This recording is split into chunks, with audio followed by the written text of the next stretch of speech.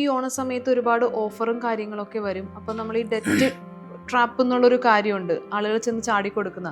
ഇതിലൊക്കെ ഒരു കൺട്രോൾ ചെയ്യാൻ വേണ്ടിയിട്ട് നമ്മൾ എന്താ ചെയ്യുന്നത്? ഡെറ്റ് ട്രാപ്പിൽ നിന്ന് നമുക്ക് പുറത്ത് കിടക്കാം, അല്ലെങ്കിൽ അതിലേക്ക് പോകാതിരിക്കുക എന്നുള്ള ഒറ്റ കാര്യമുള്ളൂ. ഞാൻ നേരത്തെ പറഞ്ഞ റെസ്പോൺസിബിൾ ബോറോയിങ് എന്ന് പറയുന്ന ഒരു കൾച്ചറിലേക്ക് വരിക എന്നുള്ളത്. റെസ്പോൺസിബിൾ ബോറോയിങ് എന്ന് പറയുന്നത് വേറെ ഒന്നുമല്ല, നമുക്ക് ഒരു പക്ഷേ ക്രെഡിറ്റ് കാർഡ് ലിമിറ്റ് അല്ലെങ്കിൽ നമുക്ക് ഈ പറയുന്ന അവൈലബിലിറ്റി ഉണ്ടാവും ലോണിൻ്റെ. ഇന്നത്തെ കാലത്ത് അത് വളരെ ഈസിലി അവൈലബിൾ ആണ് ഒരു ലോൺ കിട്ടുക അല്ലെങ്കിൽ ഒരു ക്രെഡിറ്റ് കാർഡ് കിട്ടുക എന്ന് പറയുന്നത്. ജസ്റ്റ് ബിക്കോസ് നമുക്ക് ലിമിറ്റ് ഉണ്ട് അല്ലെങ്കിൽ നമുക്ക് ക്രെഡിറ്റ് അവൈലബിലിറ്റി ഉണ്ട് എന്നുള്ളത് കൊണ്ട് ഒത്തിരി സ്പെൻഡ് ചെയ്യാതിരിക്കുക എന്നുള്ളതാണ് അതിൻ്റെ ഫസ്റ്റത്തെ റൂൾ.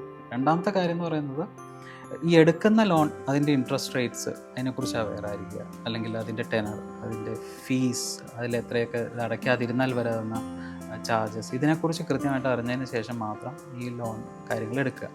ദെൻ റെസ്പോൺസിബിൾ ബോറോയിങ്ങിൽ നമ്മൾ പിന്നീട് കൃത്യമായിട്ട് റീപേ ചെയ്യുക. നമ്മൾ ലോൺ എടുത്തു കഴിഞ്ഞാൽ കൃത്യമായിട്ടുള്ള സമയങ്ങളിൽ അടച്ചു പോവുക. നമുക്കൊരു ട്രാക്ക് ഉണ്ടാവുക, നമ്മൾ എന്നത്തേക്കാണ് ഇത് അടച്ച് തീരുക, അല്ലെങ്കിൽ പോകുന്നത് കറക്റ്റാണ്, ഇടയ്ക്ക് റിവ്യൂ ചെയ്യുക. അപ്പോൾ ഇത്രയും കാര്യങ്ങളാണ് ഇതിൽ നിന്ന് നമ്മൾ ഈ ട്രാപ്പിന് പുറത്ത് കിടക്കാനായിട്ടുള്ള ഒരു സൊല്യൂഷൻ എന്ന് പറയുന്നത് ഇത് തന്നെയാണ്.